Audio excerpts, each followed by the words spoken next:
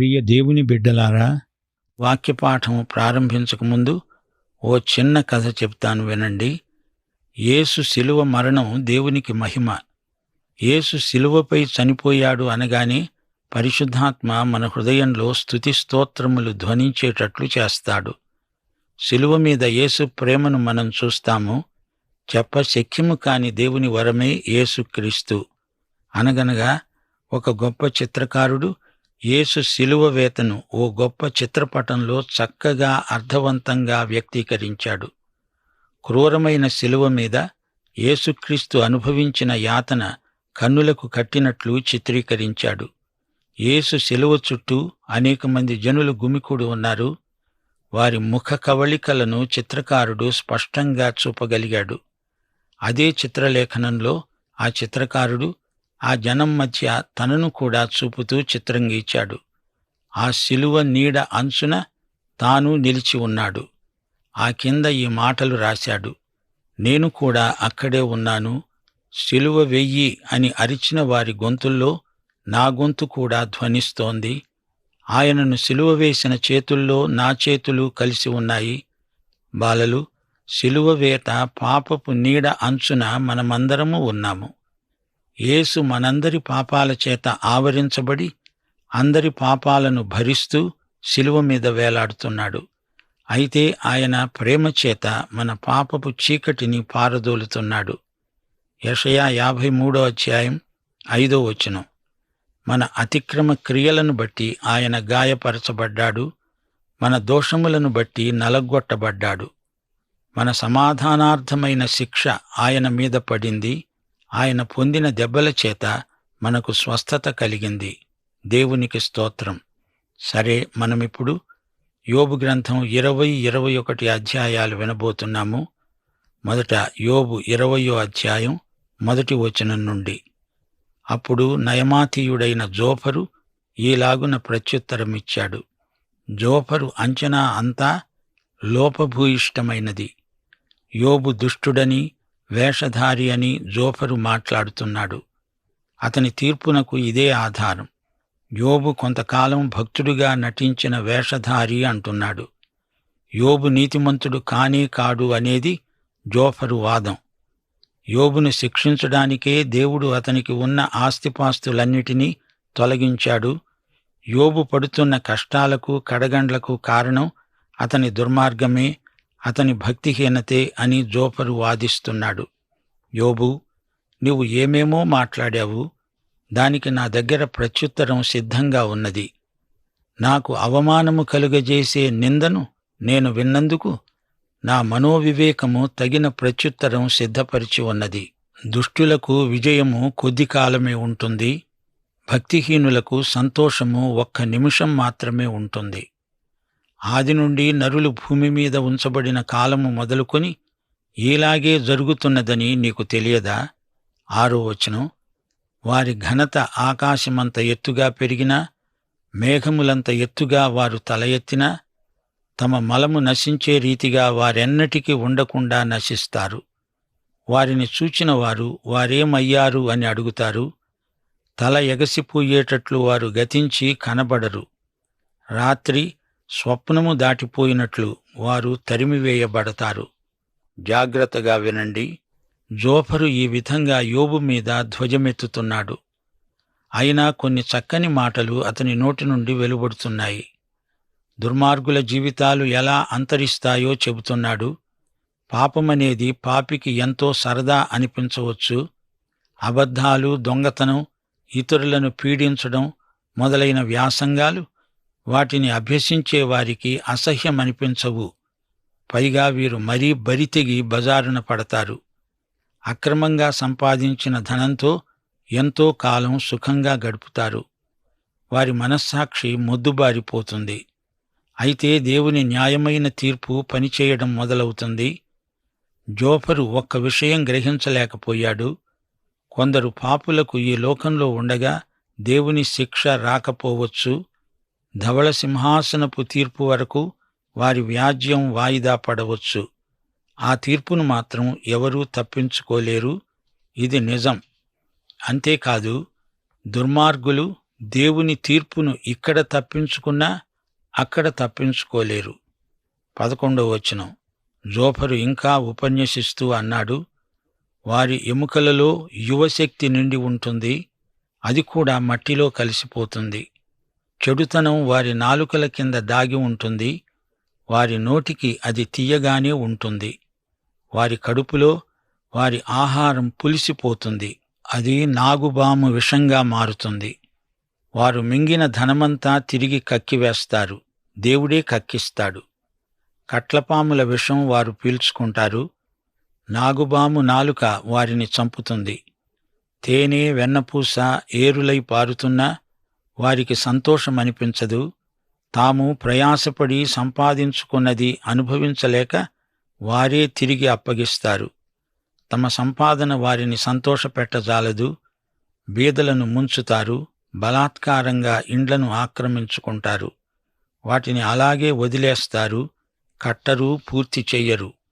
ఎడతెగక ఆశిస్తారు, తమ అక్రమార్జన వారిని రక్షించజాలదు. అన్నీ మింగేస్తారు, వారి క్షేమస్థితి నిలువదు. పూర్ణ సంపాద్యం వల్ల వారికి ఇబ్బంది. దురవస్థలో ఉన్న వారి చెయ్యి వీరిమీదికే వస్తుంది. వీరు కడుపు నింపుకుంటూ ఉండగా దేవుని కోపాగ్ని వీరిమీదికి వస్తుంది.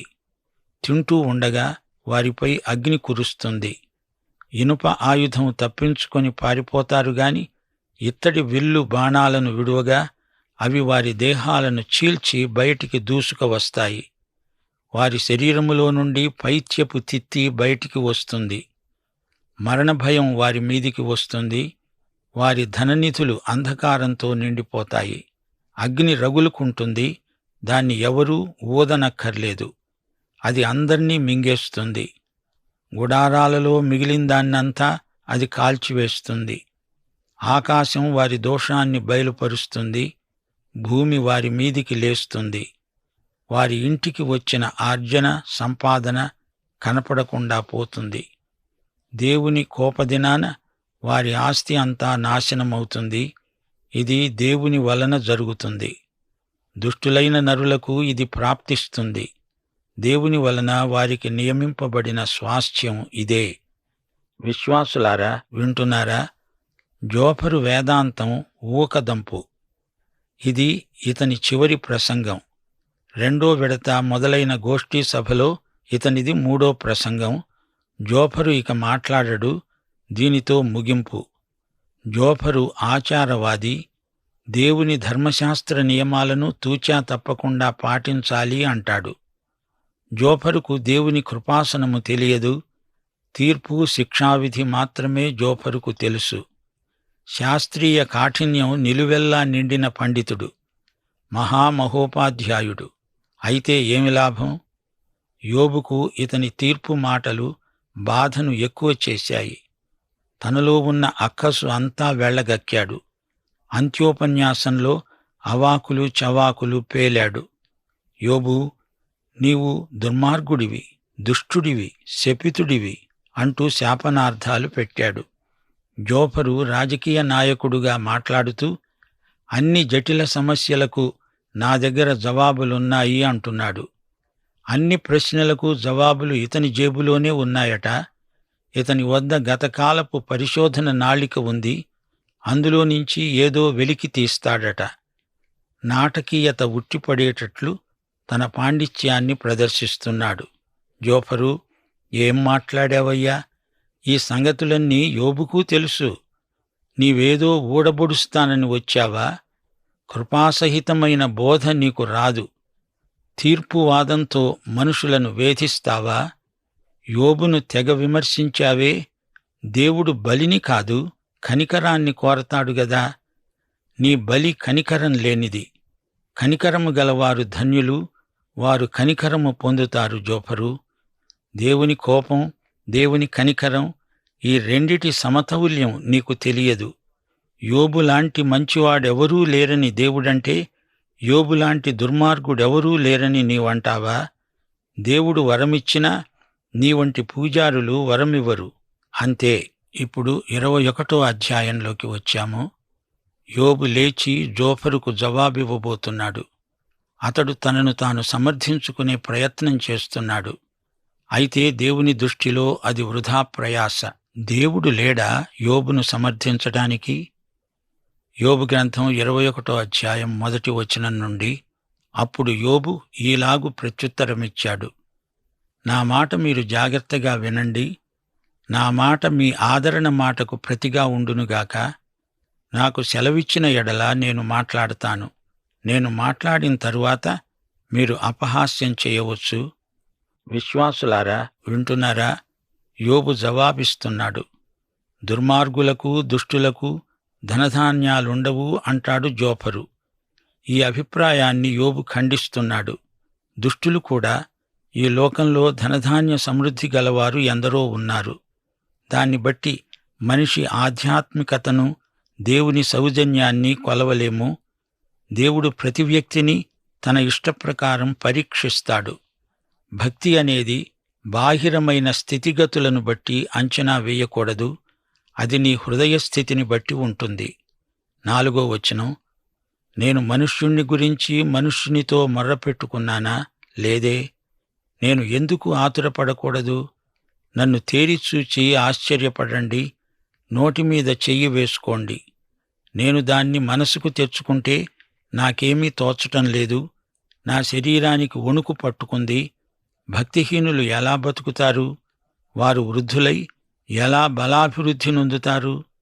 వారు ఉండగానే వారితో కూడా వారి సంతానము, వారు చూస్తూ ఉండగానే వారి కుటుంబము స్థిరపరచబడుతోంది. వారి కుటుంబాలు భయమేమీ లేకుండా క్షేమంగా ఉన్నాయి. దేవుని దండం వారి మీద పడటం లేదు. వారి గొడ్లు దాటగా తప్పక చూలు కలుగుతున్నది. వారి ఆవులు ఈడ్చుకపోవు, ఈనుతాయి. యోబు వాదం వింటున్నారా శ్రోతలు? దుర్మార్గులకు శిక్ష వస్తుందంటే నిజమే. అయితే ఈ వాదం యోబుకు వర్తించదు. యోబుకు కష్టాలు వచ్చాయి గదా. యోబు దుర్మార్గుడు కాదే. యోబు మనుషులను కాదు, దేవుణ్ణి సంప్రదిస్తున్నాడు. స్నేహితులను నోరు మూసుకోండి, ఇక చాలు అంటున్నాడు. మీ వాదం దేవుని ఎదుట నిలవదు. దుష్టులు కూడా ఈ లోకంలో అభివృద్ధి చెందుతారు. 11వ వచనం నుండి, దుష్టులు తమ పిల్లలను మందలు మందలుగా బయటికి పంపుతారు. వారి పిల్లలు నాట్యం చేస్తారు. తంబుర స్వరమండలాలను పట్టుకొని వాయిస్తారు. సానిక నాదం విని సంతోషిస్తారు. శ్రేయస్సు కలిగి తమ రోజులు గడుపుతారు. ఒక్క క్షణంలోనే పాతాళానికి దిగిపోతారు. వారు దేవునితో అంటారు, నీ మార్గాలను గురించిన జ్ఞానం మాకు అక్కర్లేదు. నీవు మమ్ములను విడిచిపెట్టిపో. వారంటారు, మేము ఆయనను సేవించాలా? సర్వశక్తుడైన ఆయన ఎవరు? ఆయనకు ప్రార్థన చేస్తే మాకేం లాభం కలుగుతుంది? వారి క్షేమం వారి చేతిలో లేదు. భక్తిహీనుల యోచన నాకు దూరముగా ఉండునుగాక. భక్తిశూన్యుల దీపము ఆర్పివేయబడడం అరుదుగదా. వారి మీదికి ఆపద రావడం బహు అరుదుగదా. వారు తుఫాను ఎదుట కొట్టుకొనిపోయే చెత్తలాగా, గాలి ఎగురగొట్టే పొట్టులాగా ఉండునట్లు ఆయన కోపపడి వారికి వేదనలు నియమించడం అరుదుగదా. వారి పిల్లల మీద మోపడానికి దేవుడు వారి పాపాన్ని దాచిపెడతాడేమో అని మీరంటున్నారు. చేసిన వారు దానిని అనుభవించున్నట్లు ఆయన వారికే ప్రతిఫలమిచ్చునుగాక. వారే కన్నులారా తమ నాశనాన్ని చూతురుగాక. సర్వశక్తుడైన దేవుని కోపాగ్నిని వారు తాగుదురుగాక. తమ జీవితకాలము సమాప్తమైన తరువాత తమ ఇంటి మీద వారికి చింత ఏమిటి? 22వ వచనం, ఎవడైనా దేవునికి జ్ఞానం నేర్పుతాడా? పరలోకవాసులకు ఆయన తీర్పు తీరుస్తాడు గదా. గమనించండి, యోబు మనసు అసలే కలవరపడి ఉన్నది. బాధామధ్యంలో యోబు అడుగుతున్నాడు, దేవుడే ఉన్నత న్యాయాధిపతి, ఆయనలో తప్పుపట్టగలవారెవరు? విశ్వాసులారా, యోబులాగా మీరు శ్రమలలో ఉన్నారా? శ్రమల పట్ల మీ వైఖరి ఎలా ఉందో దేవుడు పరీక్షిస్తున్నాడు. దేవుని మీద కోప్పడేవాడు బుద్ధిహీనుడు. కష్టాలలో దేవుని యందు విశ్వాసము, నిరీక్షణ పెంపొందించుకోవాలి. నీ పరిస్థితులు ఎలా ఉన్నా సరే నీ విశ్వసనీయత చెక్కు చెదరకూడదు. ఒకడు తన కడవలలో పాలు నిండి ఉండగా, తన ఎముకలలో మూలగ బలిసి ఉండగా, సంపూర్ణ సౌఖ్యము నెమ్మది కలిగి ఉండి నిండు ఆయుష్యముతో మృతి నొందుతాడు. వేరొకడు ఎన్నడునూ క్షేమమనే దానిని ఎరుగక మనోదుఃఖము గలవాడై మృతి నొందుతాడు. వారు సమానముగా మంటిలో పండుకుంటారు, పురుగులు వారిద్దరినీ కప్పుతాయి. నా స్నేహితులారా, మీ తలంపులు నేను ఎరుగుదును. మీరు నా మీద అన్యాయంగా పన్నుతున్న పన్నాగాలు నాకు తెలిశాయి. అధిపతుల మందిరం ఎక్కడ ఉంది? భక్తిహీనులు నివసించిన గుడారం ఎక్కడ ఉంది అని మీరు అడుగుతున్నారే. 29వ వచనం. దేశమున సంచరించే వారిని మీరు అడుగలేదా? వారు తెలియజేసిన సంగతులు మీరు గుర్తుపట్టలేరా? అవి ఏవనగా, దుర్జనులు ఆపత్కాలమందు కాపాడబడతారు, ఉగ్రత దినమందు వారు తోడుకొని పోబడతారు. వారి ప్రవర్తనను బట్టి వారితో ముఖాముఖిగా మాట్లాడగలవాడెవడు? వారు చేసిన దానిని బట్టి వారికి ప్రతీకారము చేసేవాడెవడు? విశ్వాసులారా, గ్రహించండి. దుర్మార్గులు ఐశ్వర్యవంతులైతే వారి పాపం వారి ఐశ్వర్యానికి అడ్డమేమీ రానప్పుడు మనం ఎందుకు మంచితనాన్ని కోరుకోవాలి? దుర్మార్గులు పాపం చేసి తప్పించుకుంటున్నారు. అయినా ఒకానొక రోజున సుదూర భవిష్యత్తులో తీర్పు ఉంది. అది ఎవరూ తప్పించుకోలేరు. ప్రకటన గ్రంథం 20వ అధ్యాయం 11 నుండి 15వ వచనం వరకు. ధవళమైన మహాసింహాసనము, దానియందు ఆసీనుడై ఉన్న యేసుక్రీస్తును నేను చూచాను. భూమి ఆకాశములు ఆయన సముఖము నుండి పారిపోయాయి. వాటికి నిలువ చోటు కనపడలేదు. గొప్పవారేమీ కొద్దివారేమీ మృతులైన వారందరూ ఆ సింహాసనము ఎదుట నిలువబడి ఉండడం చూచాను. అప్పుడు గ్రంథాలు విప్పబడ్డాయి. జీవగ్రంథమనే వేరొక గ్రంథం విప్పబడింది. ఆ గ్రంథములయందు రాయబడి ఉన్న వాటిని బట్టి తమ క్రియల చొప్పున మృతులు తీర్పు పొందారు. సముద్రము తనలో ఉన్న మృతులను అప్పగించింది. మరణము, పాతాళము వాటి వశమున ఉన్న మృతులను అప్పగించాయి. వారిలో ప్రతివాడు తన క్రియల చొప్పున తీర్పు పొందాడు. మరణము, మృతుల లోకము అగ్నిగుండములో పడవేయబడ్డాయి. ఈ అగ్నిగుండము రెండో మరణం. ఎవని పేరైనా జీవగ్రంథమందు రాయబడినట్లు కనపడని ఎడల వాడు అగ్నిగుండములో పడవేయబడ్డాడు. శ్రోతలు, ఇది సంగతి. అంతిమ తీర్పు ఇక్కడ కాదు, అక్కడ. మరో జీవితం మరణానంతరం ఉంది. ఐశ్వర్యమున్నా పేదరికమున్నా నీవు దేవుణ్ణి ఎలా అర్థం చేసుకుంటున్నావు? దేవుడు లేడనేవాడు కూడా ఎంతో ఐశ్వర్యంతో తులదూగేవాడు కావచ్చు. దుర్మార్గులు, దుష్టులు, క్రూరులు ఎందరో ఆస్తిపాస్తులతో హాయిగా ఉన్నారు. గాని వారు గతిస్తారు. అది వేరే సంగతి. 37వ కీర్తన 35వ వచనంలో దావీదు ఇదే మాట అన్నాడు. భక్తిహీనుడు ఎంతో ప్రబలి ఉండడం నేను చూచాను. అది మొలిచిన చోటనే విస్తరించిన చెట్టువలె వాడు వర్ధిల్లి ఉన్నాడు. దుర్మార్గులను, దౌర్జన్యపరులను సైతాను ఆశీర్వదిస్తున్నాడు. పుత్రపౌత్రాభివృద్ధిరస్తు అంటున్నాడు. హెబ్రీ పత్రిక 9వ అధ్యాయం 27వ వచనం మరణం తరువాత నిత్య తీర్పు అని చెబుతోంది.